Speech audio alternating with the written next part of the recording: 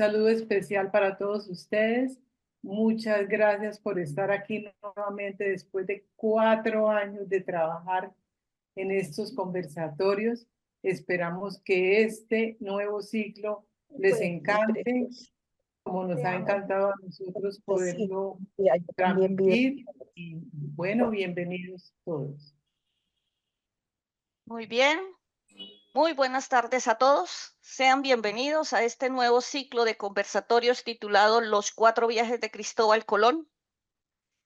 El tema que nos reúne hoy es la naturaleza y personalidad de Cristóbal Colón, la capitulación que firmó con la reina Isabel de Castilla. Nuestro anfitrión, el profesor Armando Martínez, nos hará la presentación de este tema y posteriormente daremos la palabra a los asistentes. Sean todos bienvenidos. Gracias. Muy buenas tardes a todos. Nosotros vivimos en América, pero en el caso mío llevo dos apellidos españoles, uno de Cantabria y otro del País Vasco. Y mis nietos australianos algún día me van a preguntar, ¿por qué? ¿Por qué no tiene apellidos aborígenes americanos? En 1492 vivían en Castilla entre 8 y 9 millones de personas. Y en América en ese momento vivían entre 60 y 70 millones de personas. Solamente los separaba el mar. ¿Y por qué 70 millones de personas que vivían en América no fueron capaces de cruzar el océano y encontrar a los castellanos, que apenas eran 8 millones de personas? ¿Por qué fueron los castellanos los que se metieron al mar y lograron llegar a América? Hoy en día mucha gente se queja de eso. ¿Por qué tenían que venir? ¿Por qué no nos dejaron en paz? La razón es que tenían los recursos técnicos para hacerlo y la voluntad de hacerlo. Pero el primero que realizó la empresa es el personaje del cual vamos a hablar en el día de hoy, que en la lengua castellana fue conocido como Cristóbal Colón. Pero en su lengua original se llamaba Cristóforo Colombo, como se llamaba sus padres, su padre y su hermano. Entonces, antes de que él vaya a la América, que será el objeto de la siguiente conversación, hoy hablaremos un poco de él y de las condiciones jurídicas y políticas que le permitieron navegar hacia Occidente. El periplo de Cristóbal Colón fue posible porque desde el siglo XIII estaban disponibles los recursos técnicos para navegar en el océano. Para empezar, los portugueses habían heredado de la antigua Grecia la esfera armilar geocéntrica, que le pido a Diego que nos la deje ver en pantalla.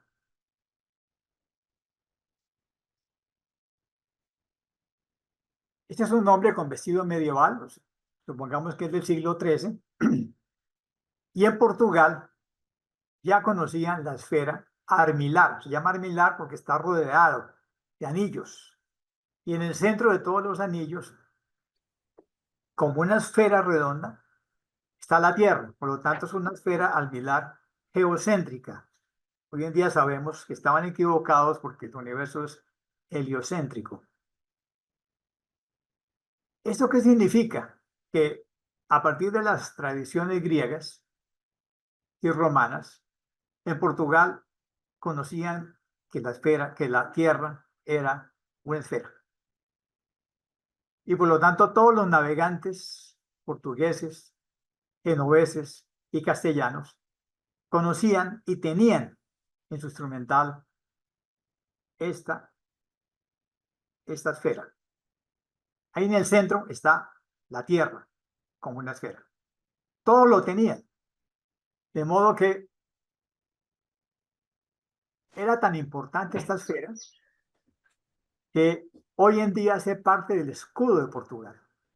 Si miran el escudo de Portugal, con todos sus escuditos, 5 escudos, el escudo de Portugal está rodeado con esta esfera. Eso muestra la importancia que para Portugal tenía esto. Pero además, desde el siglo XIV tenían la brújula, una aguja imantada que siempre señalaba el norte. Tenían los hortulanos, que son todos los mapas de cabotaje de los navegantes puerto por puerto. ¿Qué pasa? Tenían las velas triangulares latinas, que permitían aprovechar mejor la fuerza de los vientos. Eran capaces de construir carabelas de 50 toneladas. Por favor, hay que mutar a los que están hablando. Ya. Tenían un corpus de saber astronómico y matemático muy importante. Tenían un astrolabio para triangular distancia mediante la posición de las estrellas. Tenían tablas toledanas de observaciones matemáticas con la aplicación náutica.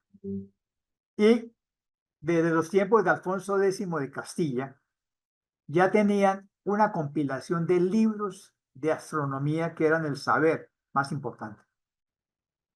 Entonces, la diferencia entre los miles de canoas que Cortés vio en el lago de Texcoco y en el lago de México, miles de canoas, y todas las cientos de canoas que estaban en las islas en las Antillas, esas canoas a remo no eran capaces de cruzar el océano. Probablemente muchos aborígenes se lanzaron hacia Oriente y murieron en el trayecto.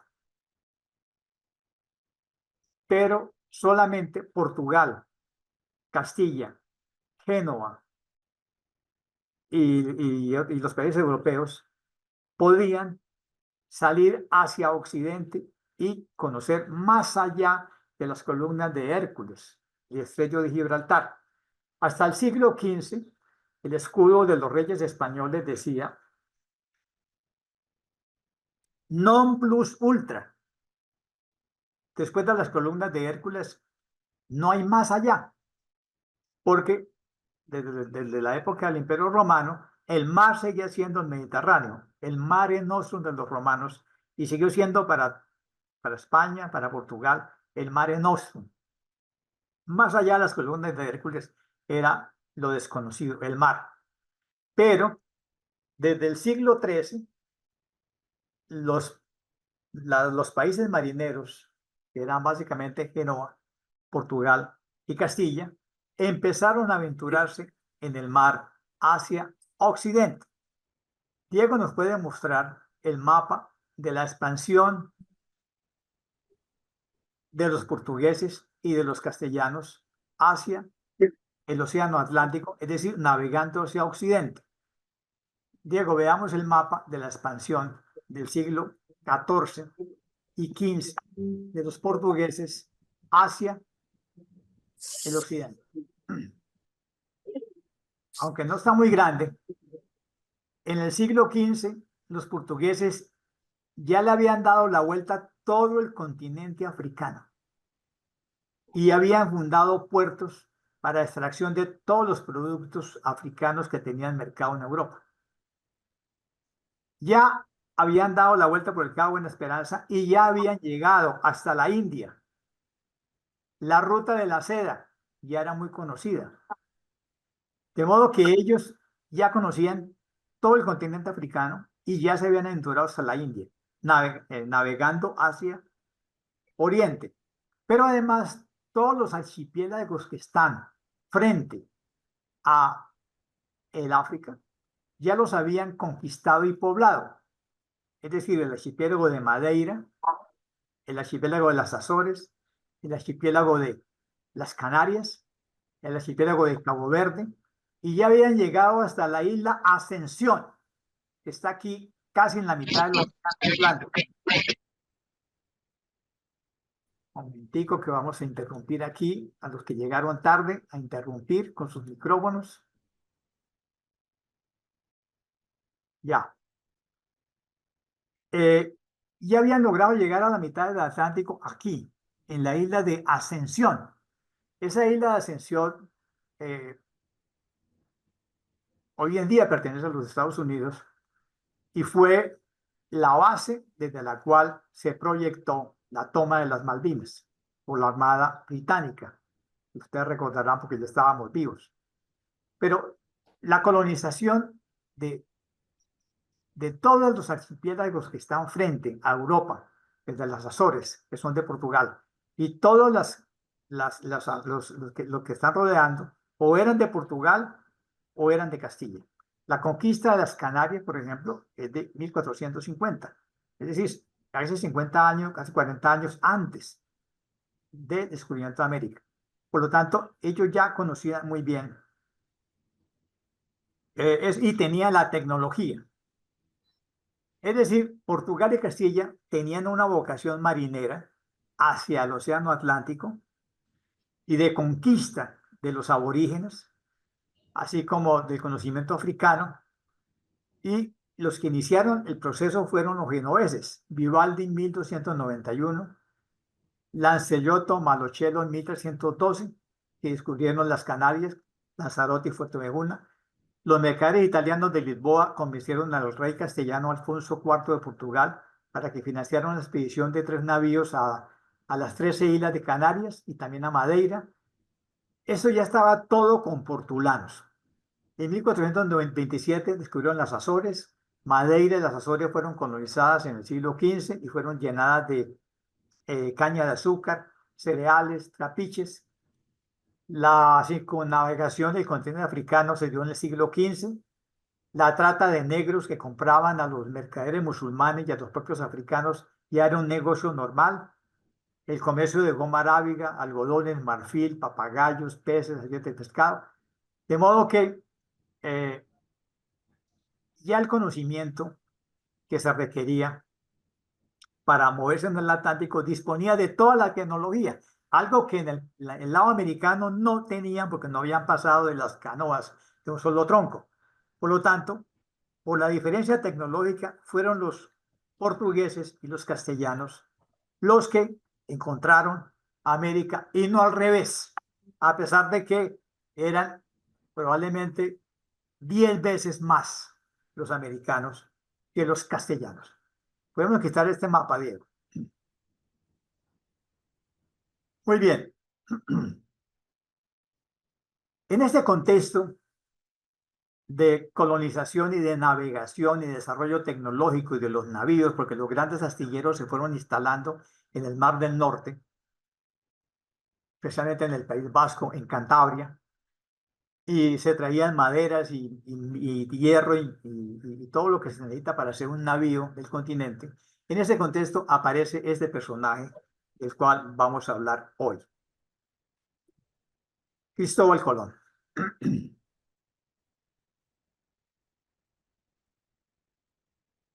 La mejor fuente para aproximarse a Cristóbal Colón es su propio hijo natural, segundo hijo, Hernando Colón. En algunos textos se dice Fernando Colón. Él escribió y publicó varias ediciones de un libro que se llama Historia del Almirante Don Cristóbal Colón, y él se asoció con su hermano mayor, el legítimo, para llevar los pleitos que se llamaron pleitos colombinos, del cual hablaremos en otras sesiones. Hay mucho misterio alrededor de su procedencia, pero la mayoría de los especialistas dicen que él nació en una aldea cercana a la ribera del mar, cerca de Génova, que no saben si es Erbi, Cugureo o Bugiasco, pero pertenecían a la jurisdicción del Cabildo de Génova.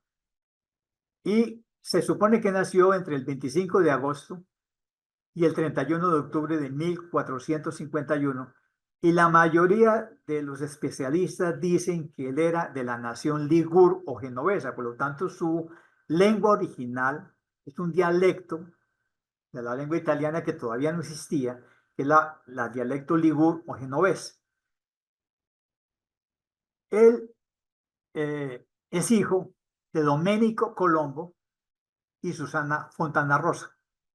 Y sus hermanos sí está probado que son naturales de Génova, que son Giacomo Colombo, que en Portugal se empezó a llamarse Diego Colón, y Bartolomeo Colombo. Todos se fueron a vivir primero a Portugal y luego a España.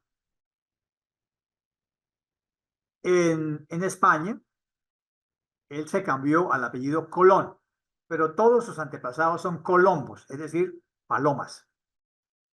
Y él adoptó el nombre Cristóbal en vez de Cristóforo. Ahora, en todas las cartas que se conocen después del descubrimiento, él siempre firma en latín Christophorus Colonus, que traduciríamos como el portador de Cristo, para mostrar que él estaba destinado por la divina providencia para llevar la cristiandad a las Indias. Siempre firma Christophorus Colonus. Él tuvo entonces dos hermanos y todos terminaron viviendo en España. Ahora, otra versión dice que él es judío. Recientemente mi hermana me mandó un video, pero no está probado exactamente. Ahora los genetistas dicen que sus supuestos genes demuestran que es judío, pero los dos hermanos y él siempre, de algún modo, y a su hijo le hicieron conocer que era genovés. Y en España siempre se le vio como alguien extranjero. Es decir, buena parte de los que vinieron detrás de él y pidieron capitulaciones para pasar a las Indias, decían, pero ¿por qué ese que es un extranjero tiene tantos privilegios y nosotros queremos que nos dé los mismos privilegios que él? Siempre decían que era un extranjero, por lo tanto descarta que haya sido nacido en Castilla o en Aragón. Tenía muy buena letra. Su niñez tuvo que haberla pasado en su pueblo, aprendiendo aritmética y letras, pero muy temprano se fue a vivir a Lisboa, donde vivía un hermano. Y desde muy temprano, como él le dijo una carta al rey, es decir, en una carta que él le mandó al rey, a los reyes católicos en 1501, dice, yo conozco el mar hacia levante y hacia poniente, porque entré a navegar en el mar desde muy tierna edad, se calcula que son 14 años, y lo he continuado hasta hoy, y ya pasan de 40 años que lo estoy haciendo. Es decir, este es un hombre que nace en la cultura de navegantes, lleva 40 años navegando, y sus hermanos son navegantes, y su grupo social es navegante. Por ser navegante, es un hombre que está abierto a todos los idiomas. El suyo no le sirve para mucho, y por eso aprendió portugués, y finalmente aprendió el castellano. Sabemos que el rey Reinel de Portugal lo envió a Túnez para que tomara la galeota Fernandina. Y como los marineros quisieron devolverse para esquivar el peligro, él, usando la brújula, lo llevó seguros al puerto de Cartagena del Levante. O sea, él es un conocedor de todo el instrumental. Sabemos que en 1477 navegó más allá de Taile, Islandia, 100 leguas, una isla tan grande como Inglaterra. Muchas veces navegó de Lisboa hasta el puerto africano de Guinea, de modo que él pudo decir que vio todo el Levante y todo el Poniente, más Inglaterra y más Guinea. Diego nos va a mostrar en este momento el mapa de los viajes que hizo Colón antes de su viaje.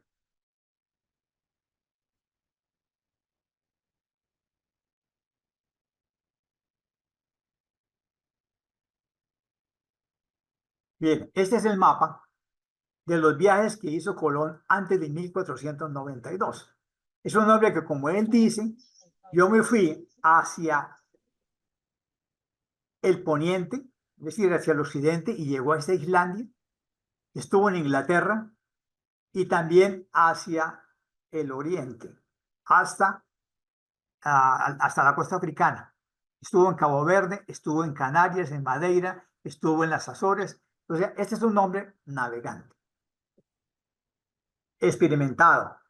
Por lo tanto, tiene las cualidades para atreverse a recorrer el mar mucho más allá de lo que en ese momento era conocido. La segunda característica que él tiene es la siguiente. Vamos a seguir hablando un poco de él. Sabemos que él murió en Valladolid el 20 de mayo de 1506 porque ya era muy famoso y su hijo da datos exactos de su muerte.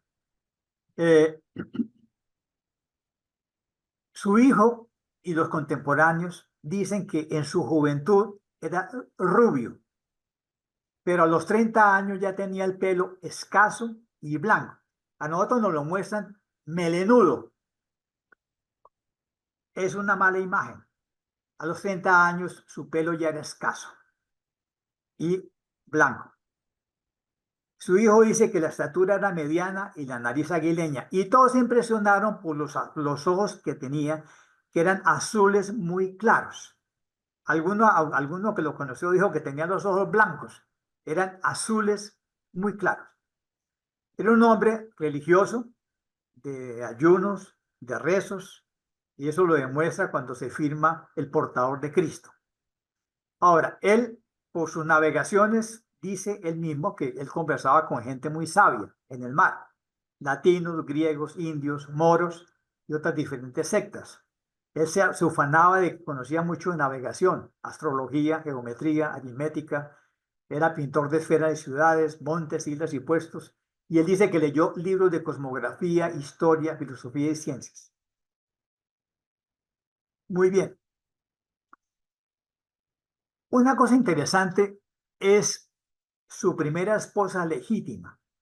Él se fue a vivir a Lisboa, primero con su hermano, y luego puso casa. Pero resulta que él, estando en Lisboa, se va a la misa dominical en el convento de todos los santos de Lisboa, que es donde van todos los genoveses, lo que demuestra que su grupo es el grupo genovés. Y en esas misas, en el convento de todos los santos de Lisboa, conoció a doña Felipa Moniz de Perestrello, una mujer que había nacido en 1455 y era hija de don Pedro Moniz Perestrello, que en su nombre original genovés se llamaba Bartolomeo Perestrello, hijo de un lombardo que se llamaba Filippo Perestrello. Cuando él se casó, ya el señor era difunto, pero había sido capitán donatario de la isla de Porto Santo en Madeiras. Ellos se casaron en 1479 y él se fue a vivir a la casa de su suegra, que ya estaba viuda, doña Isabel Moniz. Y eso fue un golpe de suerte porque su suegra le contó que su marido, don Pedro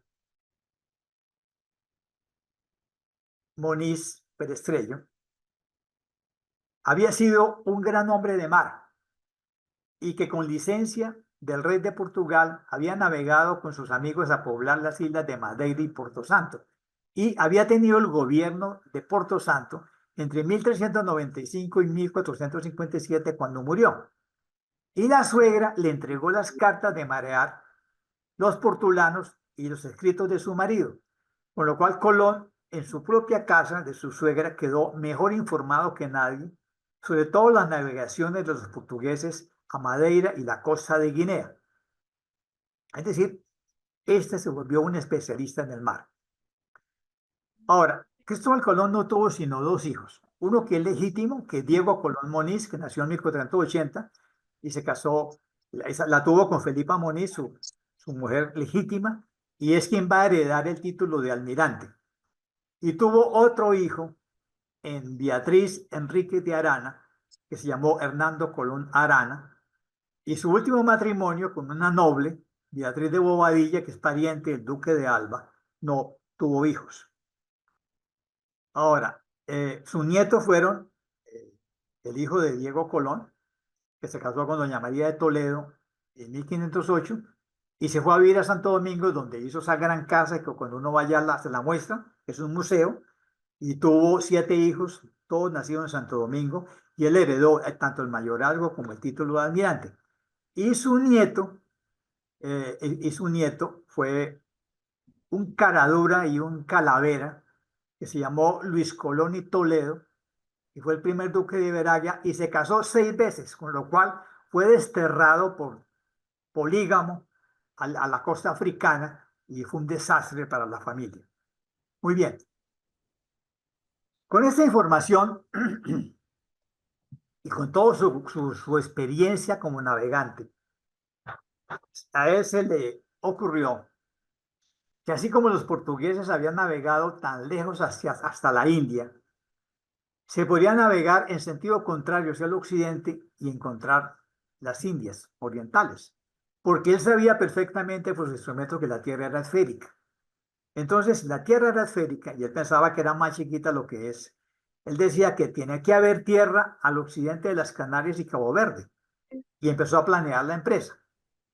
Y resulta que cuando él comenzó a planear la empresa, empezó a consultar a la mejor gente que podía saber de eso.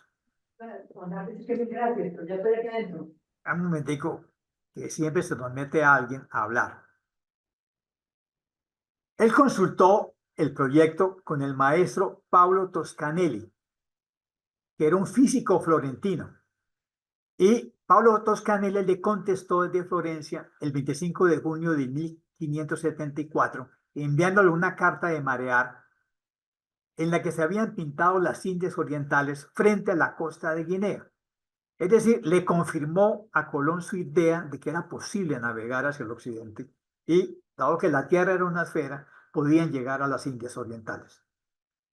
Conversó con muchos pilotos experimentados en Madeira y las Azores que le dieron todas noticias favorables. Por ejemplo, el piloto Martín Vicente le contó que cuando estaba a 450 leguas al occidente del Cabo de San Vicente, había sacado del agua un madero labrado que había traído la corriente marina de Occidente. Un cuñado de Colón, Pedro Correa, le contó que cerca de la isla de Puerto Santo había encontrado un trozo de madera labrado que había venido de Occidente y unas cañas muy gruesas que no existían en las tierras conocidas. Muchos moradores de los Azores le contaron que arribaban a sus playas algunos pinos que no existían allí y que en la isla de las Flores se habían encontrado dos hombres muertos con unas caras y trazas muy distintas a los de las costas. Entonces él tenía toda la información, tenía mapas, tenía portulanos heredados de su suegro y tenía el consejo de Toscanelli de que era posible hacerlo. Y entonces él eligió que la persona que le podría ayudar y darle el permiso y financiar sería el rey de Portugal, João II. Ahora, ¿por qué él tiene que pensar en un rey? ¿Por qué tiene que pensar en un rey? Él piensa en un rey porque, ¿me están oyendo? Sí. Perfectamente, profesor. Bueno, Sí, muy bien. Se oye bien. él tiene que pensar en un rey porque el mar tiene dueño. Es decir, el Mediterráneo fue del Imperio Romano y es el Mare Nostrum. Pero el Océano Atlántico se lo disputaban dos reyes, João II de Portugal y los reyes católicos de Castilla y Aragón. Porque eran los que desde 1450 se estaban disputando el dominio de todos los archipiélagos. De modo que el mar tiene dueño. Uno no se puede meter al mar sin pedir el permiso al dueño. Y él dijo, el rey que a mí me conviene es João II. ¿Por qué? Porque es el hombre que maneja todos los mejores navegantes del mundo. Entonces él fue a hablar con João II y le presentó el proyecto. Pero el rey don João II era muy perro y dijo, voy a mandar desde Cabo Verde un par de barcos en la dirección occidental a ver si encuentran lo que este hombre dice. Y así lo hizo. O sea, era muy perro el don João II. Colón se enteró y dijo, se enfadó. Sí, pero ¿cómo así? O sea, en vez de mandarme a mí, manda a otros y me va a quitar a mí el crédito. Entonces él dice, no quiero saber nada más de João II y se fue a Castilla con su hijo Diego. De modo que don João II se va a arrepentir el resto de su vida de no haberle puesto cuidado y de no haberse concertado con él para que fueran los portugueses los dueños de América. Es decir, por su avivatada, le costó que Colón se fuera a buscar a los reyes católicos que estaban muy ocupados en la reconquista, especialmente en la campaña de Granada. Así que él con su hijo buscó a los intermediarios con los reyes católicos, que necesariamente son los confesores de la reina. Él le planteó la exposición, él expuso el proyecto a los reyes católicos por primera vez en Córdoba, en 1484. Es decir, 8 años antes de que se la conceda. Y en ese momento su intermediario fue Luis de Santángel, el escribano aragonés que tenían los reyes, que es un muy rico. Los reyes católicos consultaron con los cosmógrafos de Castilla, porque Castilla, como es dueña del mar, tiene un almirante de Castilla desde siglos anteriores, de modo que había que consultarlo con el almirante de Castilla y con los cosmógrafos. Y ellos conceptuaron que era imposible. Ellos dijeron, si eso fuera posible, nosotros ya lo hubiéramos hecho, o lo hubieran hecho los portugueses. Y además, los gastos de la campaña de Granada no dan para que nosotros financiemos nada de esto. Entonces, desengañado, Colón dice, bueno, me quedan 2 reyes, el rey de Francia y el rey de Inglaterra. Y mandó a su hermano Bartolomeo a que fuera el rey de Inglaterra. Y él se fue exactamente a Londres a venderle el proyecto al rey de Inglaterra. Cuando él iba hacia Francia, Fray Juan Pérez, que era el guardián del convento de la Rábida y además confesor de la reina, le dijo a Colón, no se vaya, espéreme, quédese en el convento y deme tiempo para que yo hable con la reina. Pasaron varios años y finalmente, en 1492, le logró una entrevista con los reyes en el campo de Santa Fe y lo acompañó como intermediario Fray Juan Pérez. Y ahí donde Colón dice, bueno, yo voy a hacer el paseo, pero me tienen que dar el título de almirante del mar Océano. O sea, y tiene que ser igual, con los mismos privilegios del almirante de Castilla. Pero además quiero que me den el título de virrey y gobernador de todas las islas que yo encuentre y todas las tierras firmes. Quiero que me den el 10% de todas las ventas en sus términos. El rey dijo, Fernando de Aragón, que era un estadista, dijo, ese negocio no me sirve. O sea, está pidiendo demasiado ante una cosa que es incierta y son unas islas. Entonces se negó. Entonces él se puso en marcha hacia Francia, pero intervino Luis de Santángel, el escribano, ante la reina Isabel de Castilla, le dijo, no lo deje ir. Y yo le ofrezco prestar el dinero que Colón pide para la armada. Yo presto la plata, usted no la va a poner. Y en enero de 1492, la reina hizo que Colón regresara desde la Puerta de Pinos, que está a 2 leguas de Granada, y ahí donde finalmente llegaron a un acuerdo que va a llevar a lo que se va a llamar la capitulación, que es un problema que hay que pensar. Y esa capitulación fue negociada por 2 personas, el secretario de la reina, que es Juan de Coloma, y el representante de Colón, que es Fray Juan Pérez. Entonces, hemos llegado a un momento que hay que abordar con mucho juicio para poder entender qué fue la capitulación y cuáles son los problemas que tiene la capitulación. Para empezar, voy a mostrarles el original de la capitulación. Entonces, les voy a mostrar el original, que es este. Creo que lo están viendo. Este es el original de la capitulación que supuestamente firmó Juan de Coloma, representante de la reina Isabel de Castilla, con Fray Juan Pérez, el representante de Colón. Esto es una letra muy sencilla, que es la letra cortesana de final del siglo XV y comienzo del XVI, que también se llamaba itálica, que es mucho más fácil de entender. Ahora, esta es la capitulación. ¿Qué es una capitulación? Entonces ahora tenemos que dedicarnos a una ciencia que se llama la diplomática. La diplomática es el arte de conocer los diplomas o los documentos y tratar de entender cómo se llaman y si son auténticos de acuerdo a la estructura que debe tener un documento. Vamos aquí en adelante a ocuparnos de la diplomática, la capitulación. Como su nombre lo indica, es un documento dividido en capítulos. Hoy en día llamaríamos cláusulas. Ese documento tiene 5 cláusulas, más una introducción. Entonces vamos a tratar de resumir la capitulación para luego abordar el problema que tiene este documento hasta el día de hoy.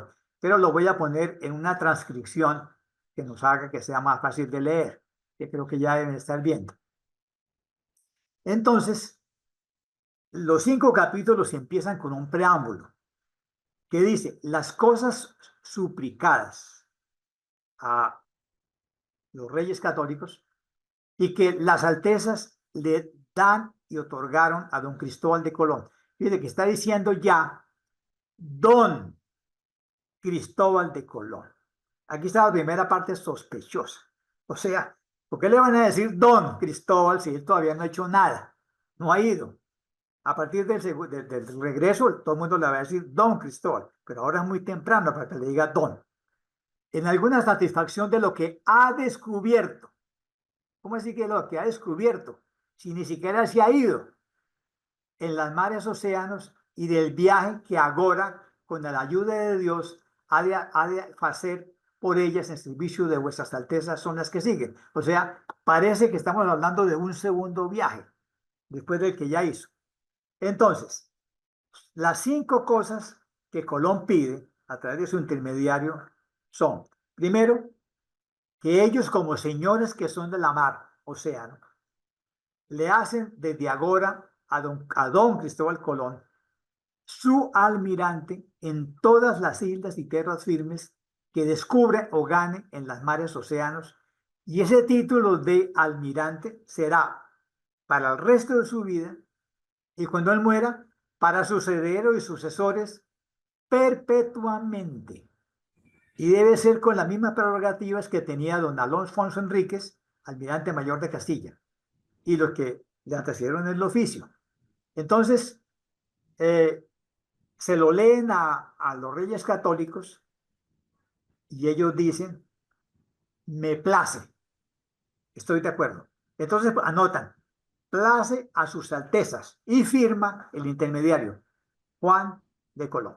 O sea, primero que él pide es que sea el almirante perpetuo, él y luego sus hijos hasta el fin del mundo. Y sus altezas dijeron: place a sus altezas. Segundo, que la segunda cláusula o el segundo capítulo dice que los reyes hacen a don Cristóbal Colón visorrey y gobernador general de todo lo que descubra.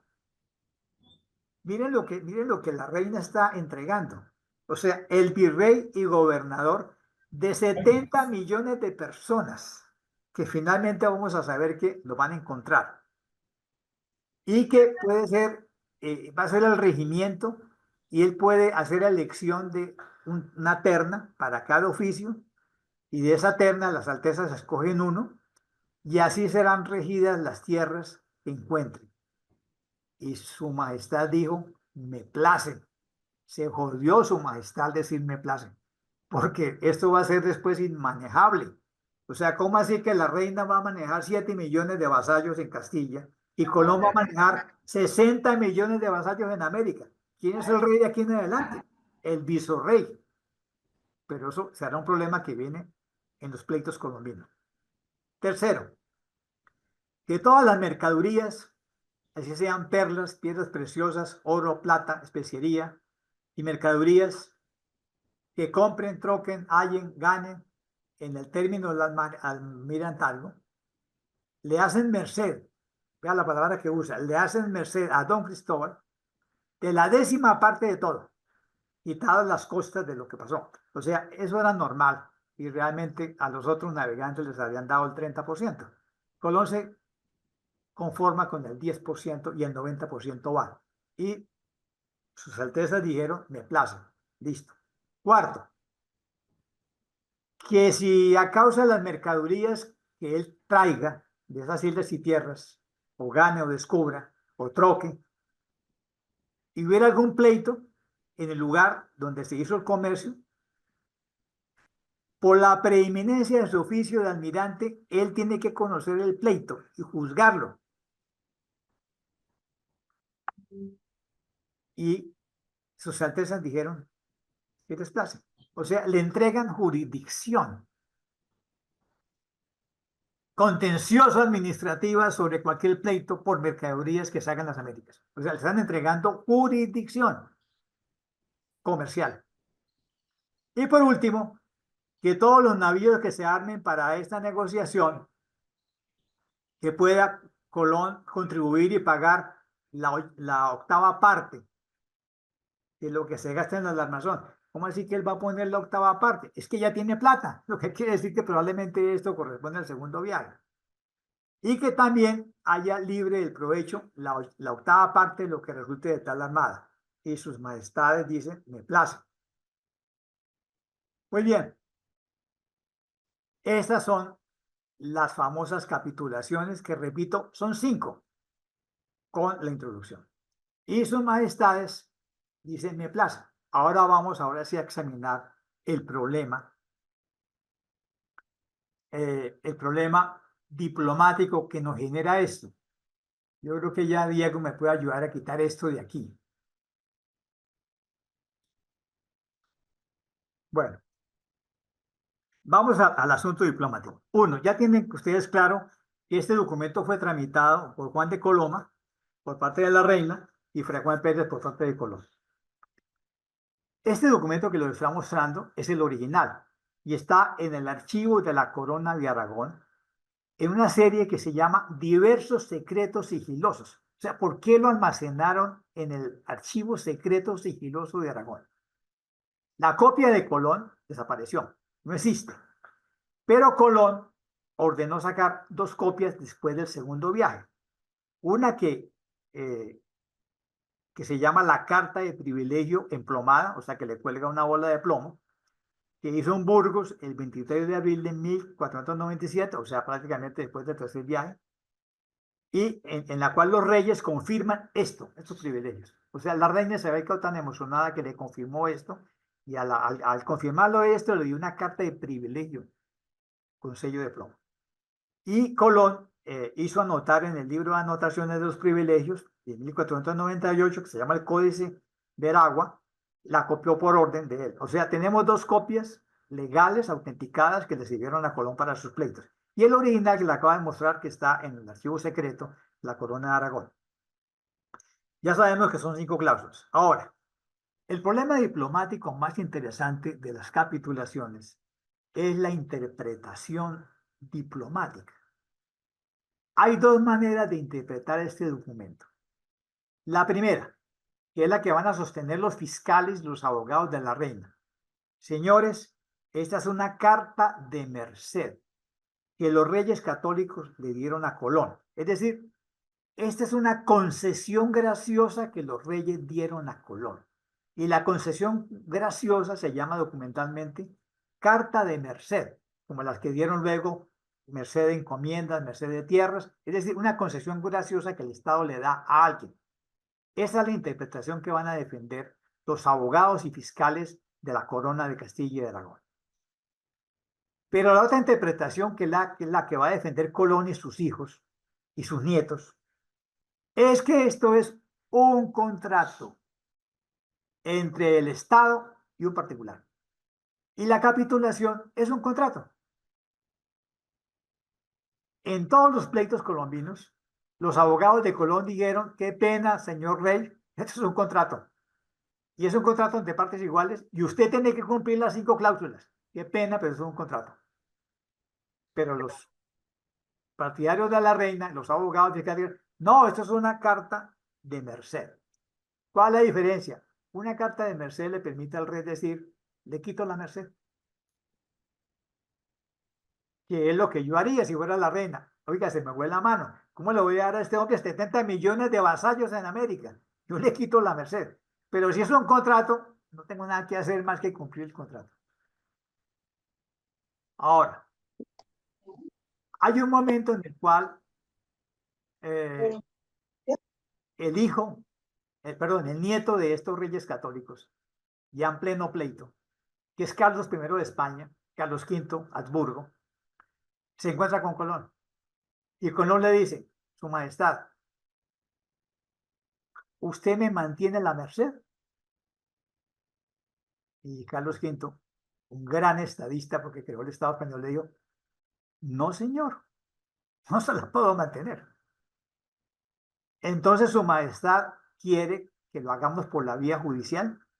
Y Carlos V le contestó, sí, señor, nos vamos por la vía judicial. ¿Qué quiere decir?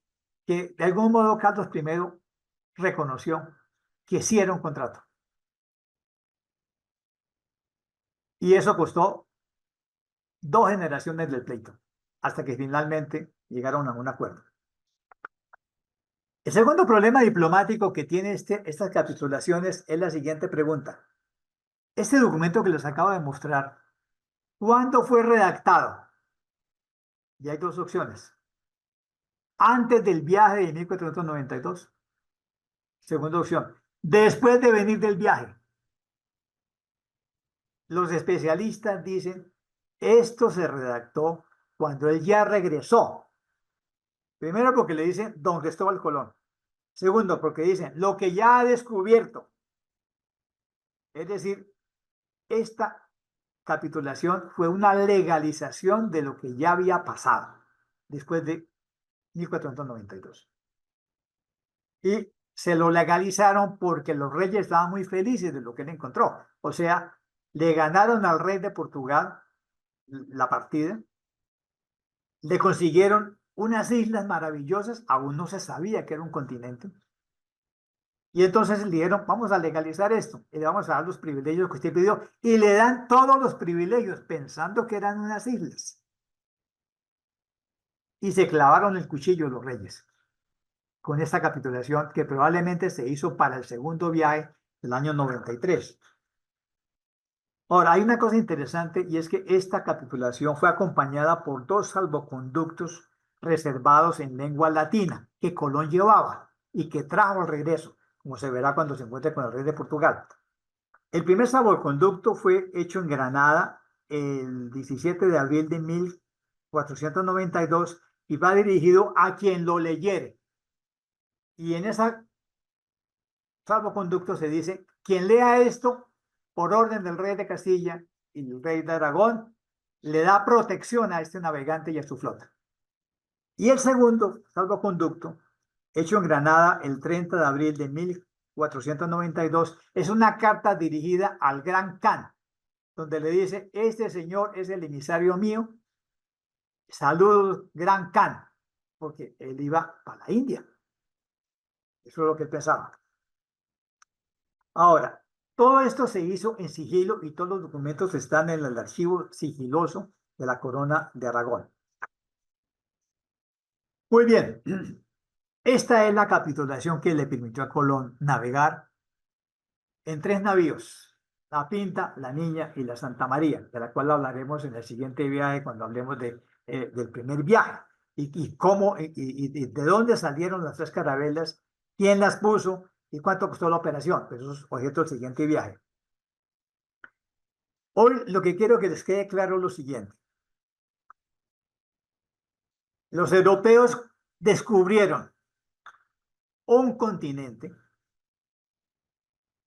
que originalmente pensaron que eran unas islitas, otro archipiélago más, porque el primero que se dio cuenta que era un continente fue uno que bajó por todo Sudamérica y le dio la vuelta al Cabo de Hornos, y al darle la vuelta al Cabo de Hornos y empezar a subir, se dio cuenta de que eso no eran unas islas, que era un continente.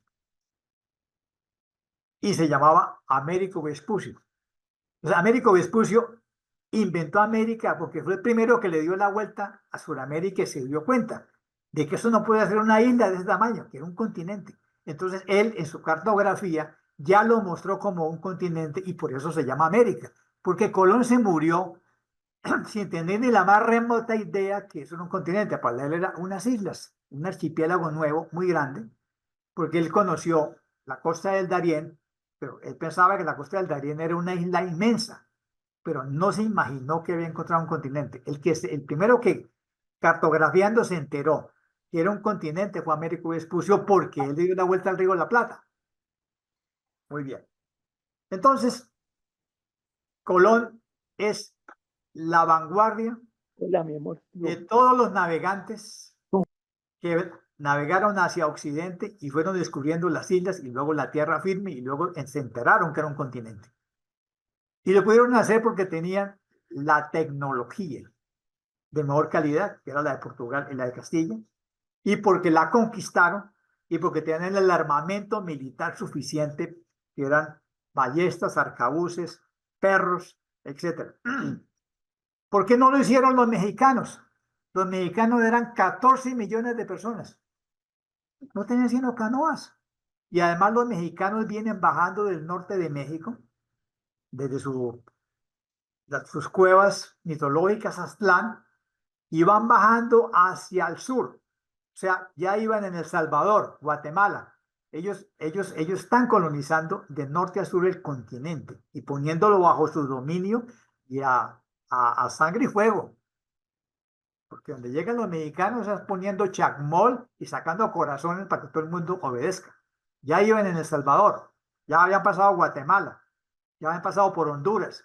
De modo que son unos grandes conquistadores terribles, pero a ellos les interesaba el continente, no les interesó el mar. Los indios que conoció Colón en La Española no habían oído hablar de los mexicanos, no se habían metido al océano. Entonces, ¿quién se metió al océano? Portugueses y castellanos. Y por lo tanto, tenían que encontrarla, conquistarla, y eso explica que mis apellidos sean Martínez y Garnica. Si no sería mi apellido Istosóchitl. ¿Y qué hago? Yo vengo de ellos. ¿Qué vamos a hacer? Y hablo la lengua de ellos. Tengo que hacerme cargo de ese pasado mío. Ese no es el pasado de otra persona, es mi pasado y el pasado de todos ustedes, porque me han entendido todo lo que les estoy diciendo en la lengua española. Y quedamos listos para el primer viaje en la próxima sesión. Bienvenidos a América. Listo. Listo, profesor. Muchas gracias a nuestro anfitrión por su magnífica exposición. A partir de este momento, quienes tengan alguna pregunta se les dará la palabra. Les recuerdo a los asistentes, que los aportes o inquietudes estén centradas en el tema que nos reunió hoy, que es la naturaleza y personalidad de Colón y sus capitulaciones. Voy a darle en primer lugar la palabra a Franz y posteriormente pasamos a leer algunas de las preguntas que ya nos hicieron a través del chat. Franz, ¿tienes la palabra? Gracias, Albita.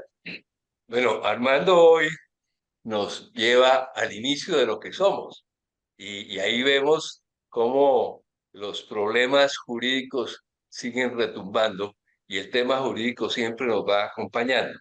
Nos demostró Armando que para hacer esta misión que transformó tanto a Europa como a lo que hoy llama América por la doble interacción, se logró gracias, nos lo dijo claramente y lo repite en su conclusión, a la tecnología disponible, a las características de Colón, su conocimiento de navegación y también de relacionarse con como aquel personaje del mundo de los puertos, pero es un gran dirigente, es un gran emprendedor. Y adicionalmente, la hizo posible que se hiciera ese viaje y se concretara en esa capitulación que yo estoy de acuerdo, parece ser ya venida después del primer viaje. Y en esta capitulación comienza la inquietud que me lleva a la pregunta que voy a formular, y es que evidentemente la capitulación desde la perspectiva comercial tiene un elemento muy claro y es que habla de un porcentaje de participación. Es decir, visto al revés, aquí hablan del 10% de lo que haga, coja, recoja, produzca, siembre, etcétera, etcétera, y traiga.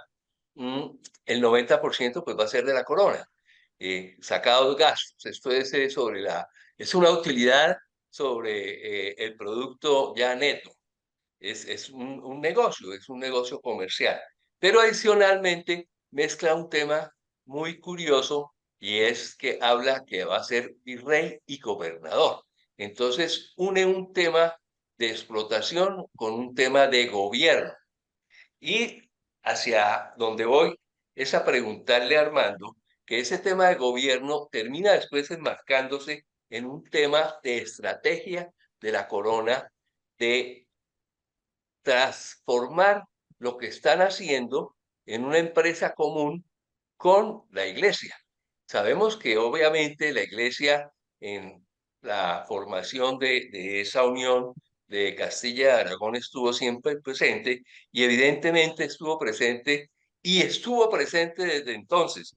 Yo tengo la referencia que tal vez el elemento más claro es cuando se hace el patronato real. Y ahí es donde se transforman también los conceptos de cómo conquistar y cómo dominar y cómo no esclavizar. Entonces, ahí es mi pregunta, ese punto de transformación, de forma de hacer las cosas, que es una enseñanza y es lo que le da en el principio el gran poder a los dos, a la iglesia y a la corona, llegó a este inicio de nosotros, a nuestra génesis de lo que hoy somos, un gran mestizaje. Eso es, Armando. Bueno, eh, el rey de Portugal, tan pronto regresó Colón, fue el primero en enterarse. El rey de Portugal se enteró primero que los reyes católicos. ¿Por qué? Porque hubo una tempestad y Colón tuvo que arrimar su nave a una posesión, a las Azores, y fue llevado primero a Lisboa. De modo que Joao II le dijo, usted me va a contar todo lo que pasó antes de ir con los reyes católicos. Entonces Joao II fue el primero que se enteró y se enteró del tamaño de su equivocación. Entonces inmediatamente alegó que lo que él había encontrado era de Portugal. Inmediatamente entabló pleito con Castilla. Y como son dos reyes de tamaño igual, ¿quién va a definir ese pleito? Un señor que esté por encima de ellos, un señor más universal, que tenga contacto directo con Dios, el Papa, Alejandro VI. Entonces, el que va a definir eso es el Papa Alejandro VI. Entonces, Alejandro VI, para complacer a los reyes católicos, les dice, eso que ustedes encontraron es de ustedes, no es de Portugal, pero con una condición, que todas las personas que ustedes encontraron los metan a la cristiandad universal. Ustedes quedan con esa obligación con la cristiandad. Y si no lo hacen, no tienen derecho a nada de eso. Por lo tanto, de entrada él les clavó una misión, un compromiso con la cristiandad. Por lo tanto, de ahí en adelante, cada aborigen americano que encuentren le van a decir, o entra al cristianismo o entra, porque no hay otra opción, porque tenemos un compromiso con el Papa. Entonces, pues las condiciones de ese pleito le tocó que aceptar, porque quien decidió eso fue Alejandro VI. Y ese es el señor de señores, porque tiene contacto directo con Dios. Él decidió para quién era América. Luego veremos cómo se partió con un meridiano, y ese meridiano afortunadamente le dio a Portugal una puntica de lo que dio Brasil, y eso es lo que explica que ellos colonizaron el Brasil. Gracias, Armando. Nos adelantamos a Tordesillas, sí, señor. Muy amable. Muchas gracias, profesor. Elena, te voy a dar la palabra para que por favor leas algunas de las preguntas que se hicieron en el chat. Listo, Albita, muchas gracias. El primero que preguntó fue Carlos Gómez. También hablando de las capitulaciones, no sé si Armando ya contestó esta pregunta, y es la siguiente. Cristóbal Colón firmaba unas capitulaciones y lograba una gobernación. Y entonces ahí es que muchos nos preguntamos, ¿a cuenta de qué? ¿Podría estar aquí parte de la razón por la que el reino de Castilla aceptara pocos años después que lo descubierto bajo su pendón llevar el nombre de un florentino en vez de un genovés?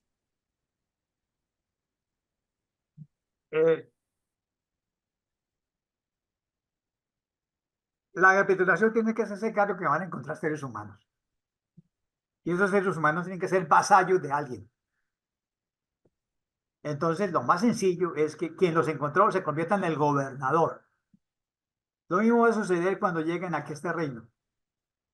Cuando llegan a este reino, la pregunta es, ¿quién es el gobernador? Y entonces aquí llegaron los gobernadores, antes de que llegara la audiencia. O sea, si usted encuentra seres humanos, el primer problema es, ¿quién los va a gobernar? Por lo tanto, tendrán que darle la gobernación. Lo que pasa es que aquí se les fue la mano al darles el título de visorrey. El visorrey es casi equivalente al rey. Aquí se le fue la mano a la reina y eso se va a arrepentir toda la vida. No, no tanto ella, porque ella amaba a Colón y lo protegió, sino Fernando VII, Fernando el Aragón, el gran estadista, al cual Maquiavelo le dedicó el príncipe. Él se dijo, pero nosotros estamos acabando con el feudalismo. ¿Qué es el feudalismo? Que un señor tenga jurisdicción sobre sus vasallos. Eso se acaba. La única jurisdicción la tiene que tener el rey. Y no puede haber señores con jurisdicción, ni orque, ni cuchillo. Carlos V lo entendió muy bien. O sea, aquí no hay sino un soberano. Y soy yo. Yo soy el gobernador de todo el mundo. Y no puede haber otro gobernador. Entonces, para eso es el gobernador, porque tienen que gobernar al que conquiste. Ahora, que le tocó a Castilla, sí le tocó a Castilla porque el Papa decidió que fuera Castilla, que no fuera Aragón. Si el Papa hubiera sido un portugués, probablemente le estaría hablando portugués, pero así no fue como ocurrió. Muchas gracias. Sigue, Elena, por favor. Bueno, ¿Tienes más? y Carmen C. hizo la siguiente pregunta. Si Colón sabía de la redondez del planeta, creyendo yo que sí sabía, en cuanto creo estudiaría al astrónomo Eratosthenes, tercer siglo antes de Cristo. ¿Por qué no hay fuentes que constaten que él planteara esa hipótesis de la redondez a reyes y tripulantes? Pues yo creo que él no le planteó eso a nadie, porque ya todo el mundo lo sabía. Es decir, si Portugal usa hasta el día de hoy en su escudo la esfera armilar, es porque todos los portugueses navegantes y todos los castellanos navegantes usaban la esfera armilar. O sea, a nadie había que contarle que la Tierra era una esfera. Todo el mundo lo sabía. Por eso no quedan fuentes. Es que todo el mundo sabía eso. Probablemente los que pensaban que era plana eran los que vivían en los conventos, que no se enteraban qué estaba pasando en el mundo. Pero ya todo el mundo que navegaba sabía que era una esfera. Entonces, no iban a contar lo que ya todo el mundo sabía. Gracias, Armando. Aldita, esas fueron las preguntas del chat. Y tienes la de Rosabel, porque al parecer tenía una, pero perdió la luz. Ay, la de Rosabel. Yo le hago una pregunta, profesor. Esa formación que tenía Colón, ¿se adquiría estudiando o era simplemente un conocimiento autodidacta por la práctica, por lo que él veía, por lo que él conocía de estar relacionándose con mercaderes? Era una formación hasta el momento absolutamente empírica. Los hombres de mar lo aprendían en el mar, con capitanes experimentados, por tradiciones de padres a hijos. Solamente hasta Carlos I de España fue que se le ocurrió crear la Universidad de Mareantes en Sevilla. Y la Universidad de Mareantes se tuvo que crear bajo Carlos I porque ya se enteraron del tamaño del paquete. Es decir, el Atlántico era tan grande que necesitaba una universidad de mareantes. Pero eso se hizo gracias al descubrimiento de América. Pero antes de que América se descubra, todo era conocimiento empírico, como lo era de los romanos y los griegos. No había dónde estudiar eso, se aprendía a bordo del barco. Y así lo aprendió Colón. Un niño de 14 años que se sube al primer barco. ¿Cómo aprende todo? Como mozo de cámara, como el que trapea la cubierta, y así van ascendiendo. Y por sus viajes, tanto a Inglaterra como a África, pues con muchos barcos, aprendió. Así se aprendía. Así se aprendían los oficios en ese momento. Para ser zapatero, sastre, carpintero. ¿Cómo se aprendía? Poniéndose al servicio de un maestro, como aprendiz. Y había que trabajarle gratis al maestro 7 años para poder aprender un oficio, porque existían los gremios y los oficios. Y la marinería es un oficio que se aprende poniéndose bajo el dominio de un patrón que apenas le da la comida y una muda anual de ropa. Bueno, muchas gracias. Encontré- ¿Encontraste la pregunta? Sí, la encontré. Oímos la pregunta de Rosabel y le doy la palabra a Eduardo. Perfecto. Lee, Elena, por favor. La pregunta de Rosabel. La capitulación de Santa Fe estableció privilegios excepcionales para Cristóbal Colón, como el título de almirante y derechos sobre las tierras descubiertas. ¿Hasta qué punto estos términos reflejan la confianza de los reyes católicos en su empresa y cuánto responde a la astucia de Colón en la negociación?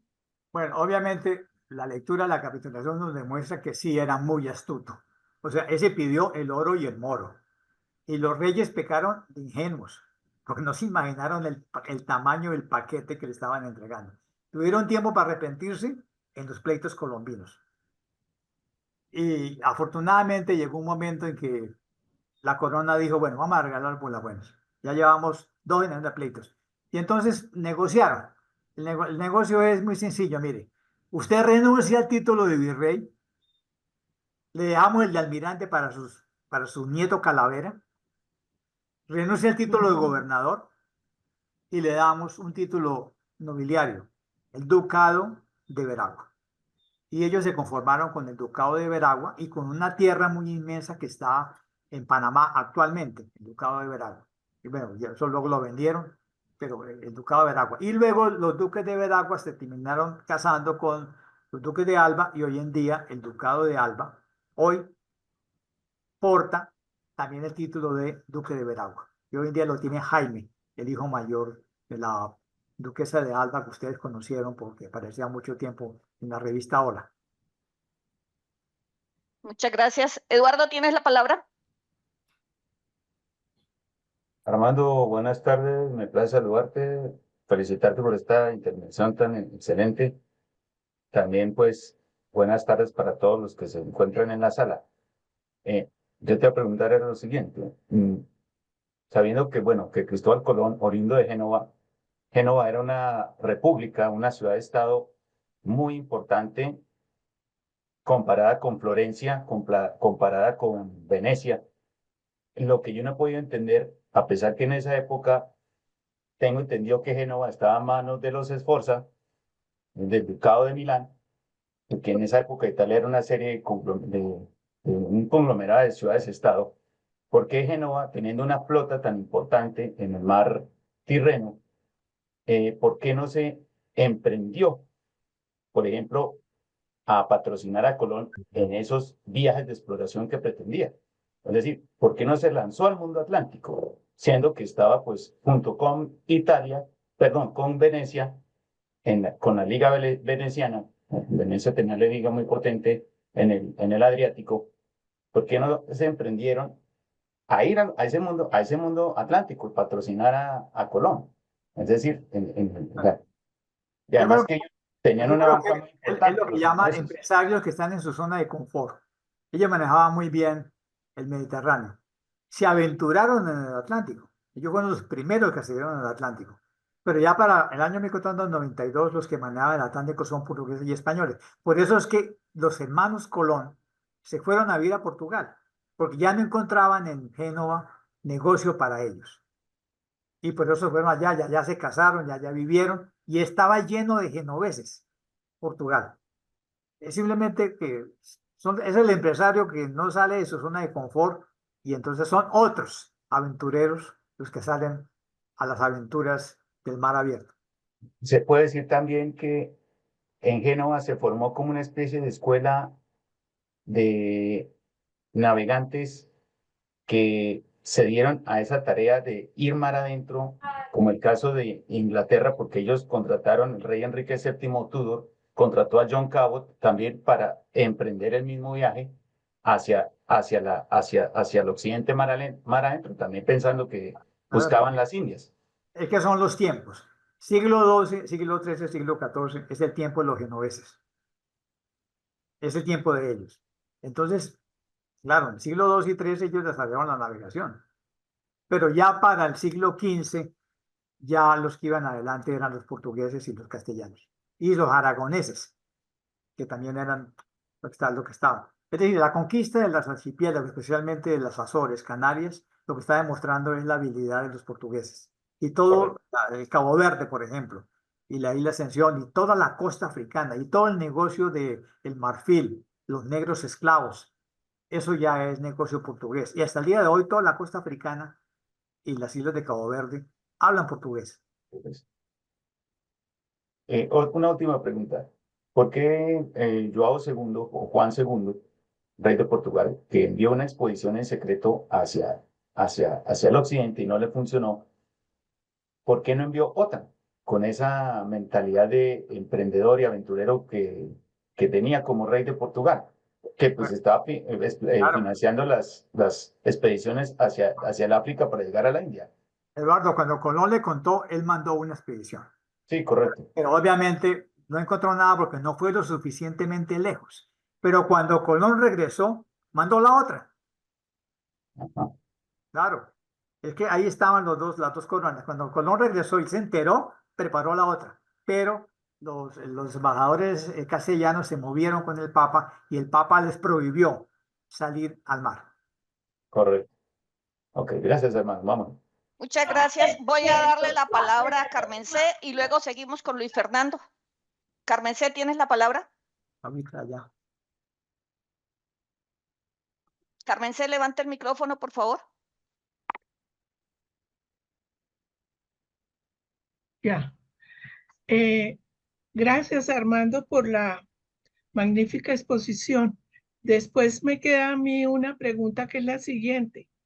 Entonces, las capitulaciones de Santa Fe y la bula de 1493 se dieron simultáneamente.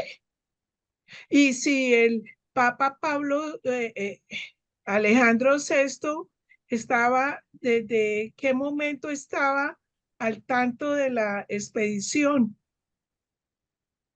Claro, yo creo que este documento se hizo en 1493 para preparar el segundo viaje y para legalizar lo que pasó. Y es el mismo momento en que se crea la primera de las bulas, de las cuales hablaremos, que son varias bulas, año 93. Son simultáneos, hechos por diferentes actores, pero son simultáneas. Y ambas lo que están tratando de legalizar el control del Atlántico. Es que una cosa interesante es que nosotros que somos montañeros de la montaña, no nos enteramos que el mar tiene dueño desde la época romana.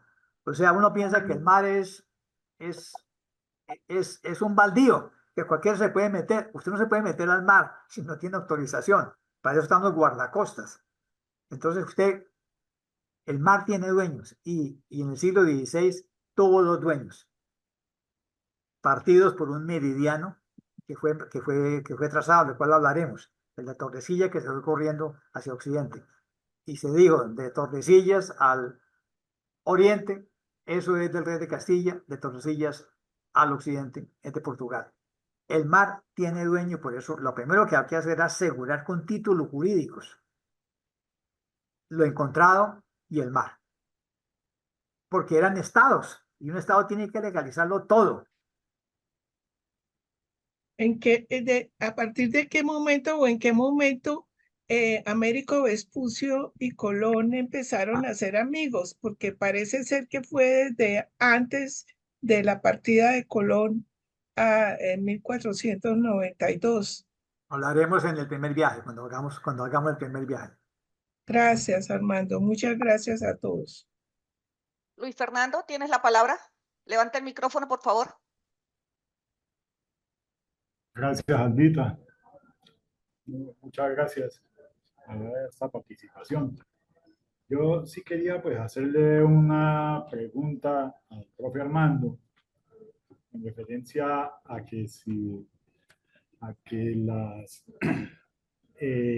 cuando a él le otorgan el título de almirante de la mar Oceana, a él eso luego condicionaría las capitulaciones de Santa Fe. Pues ahí me disculpa, profe, pero yo tengo aquí un facsímil, y el facsímil que es de un por lo menos de un folleto eh, bastante verídico. Lo que explica es el itinerario que él hizo en el primer viaje, profe Armando, si de pronto usted lo reconoce. Y entonces él cuando llegó, a él pues no sé si ya en 1493 le condicionaría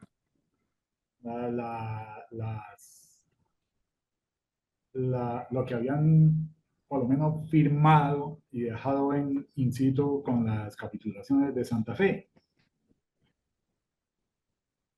Pero ¿cuál es la pregunta? Si hubo condicionamientos después del primer viaje en las capitulaciones, profe Armanda. No, lo que estamos diciendo hoy es que las capitulaciones que no tienen fecha, a pesar no tienen fecha, Claro, fueron negociadas. Y probablemente Colón se llevó una copia, que no aparece. Y cuando efectivamente encontró las tierras, las islas, él volvió y entonces se pusieron ahora sí a legalizarlo. Y entonces, al legalizarlo, empezaron a entregarle a Colón los privilegios que estaban pactados. Y los reyes respetaron el acuerdo, lo que demuestra que efectivamente era un contrato. Y entonces ya cuando él arranca en el 93, ahora sí se va con todos los fierros, él se va ahora sí con el título de almirante y se va con el título de virrey, se lleva 17 barcos y se lleva todo el personal que necesita un virrey y que necesita un almirante. Pero eso va a ocurrir en el segundo viaje. El primero fue una especie de borrador que no fue firmado. Luego, cuando él regresa, la reina Isabel le entrega una carta, ahora sí de privilegio, con sello de plomo, que cuelga de una cabulla. Y ese se va a ser el documento con el cual Colón se va a defender de ahí en adelante, porque ahora sí la reina se fregó, porque le entregó una carta de privilegio plomada. Contra eso, pierde todos los pleitos, de ahí para adelante. Pero eso fue ya para ella agradecida por lo que Colón le ganó. Pero el primero es un documento chimbo, es un borrador que hasta que no llega a ser carta de privilegio aplomada, que es la que Colombia va a sacarle copias y que será la base de todo su derecho, legítimo derecho, es que lo hicieron. Ahora, posteriormente, cuando van apareciendo más islas y finalmente en el tercer viaje que ya tocan el continente, tierra firme, en Venezuela, es cuando los que defienden la corona, que son los fiscales reales, los abogados reales, los consejeros de Castilla, ponen el grito de alerta. Su Majestad entregó todos los vasallos de América. Aún no se sabía que era un continente, sigan pensando que era islas. Ahora, si hubieran sabido que lo que estaba entregando era virrey de 70 millones de seres humanos, hubieran dicho, la metida de pata fue descomunal. Porque un rey no puede entregar jurisdicción y señorío sobre tanta gente. Y le pongo una comparación. Los reyes que Carlos I quedó muy agradecido con Hernán Cortés por haberle encontrado 14 millones de personas. Azteca. Y Sí. en la merced que le dio fue el marquesado del Valle de Oaxaca, con 23.000 vasallos. Pero imagínense, eran 23.000 vasallos que le entregó en el Valle de Oaxaca. Claro. Compare eso con los 60 millones que le dieron a Colón. Claro. Y una última pregunta, profe, era con respecto ahí, y ahí pues me disculpa Franz, ahí también, en la cuestión del Tratado de Tordesillas, que ha sido pues, plenamente investigado, pero también tiene su cierto toque de polémica, porque cuando se hizo el Tratado de Tordesillas, parece que los portugueses a priori ya sabían que había algo más allá, allende los mares, en la parte occidental que le correspondía a España. Por eso ellos cuando trazaron pues se dice, profe, que cuando trazaron el meridiano, no se sabía cuántas leguas estarían más a occidente, de pronto las tierras que le correspondían seguramente a España. Por lo que cuando llegó Álvarez Cabral en 1500 y llegó a la parte de lo que hoy es Recife, estaba en la parte que lo correspondía a Portugal. De ahí se atuvieron los portugueses de que las tierras allende descubiertas, según el tratado, en la parte occidental correspondían ahí a Portugal. Con lo cual, de una vez, ahí como que se apoyaron en ese tratado para colonizar lo que hoy es la parte del Brasil. Ahí, y siempre eso expuso la corona portuguesa. Entonces, no sé qué tanta, digamos, polémica habrá en eso. Es que incluso No, claro, hasta hoy día... eso lo veremos después del primer viaje, pero claro, el Tratado de Tordesillas fue un albur, donde todos estaban cañando. Y Sí, afortunadamente la caña le funcionó a Portugal y por eso pudo agarrar parte de América, porque claro. la caña le salió, porque lograron correr la línea bien hacia occidente. Pero eso es Disculpa, profe, que me haya adelantado de eso. una consecuencia del primer viaje y lo veremos después del primer viaje para entender por qué hubo que negociar esa línea, ese meridiano, que fue corrido. Claro. Bueno, muchas Bien, profe. gracias. ¿Alguien más tiene alguna pregunta? ¿Una última pregunta? Bueno, no veo que... Dime, Franz, para cerrar contigo. Levanta el micrófono, por Gracias, favor. gracias. Pues más que pregunta es para conectar con algo que mencionó Armando de cuando interviene el pontífice, representante directo, y se hace todo bajo esas fuerzas que genera la religión.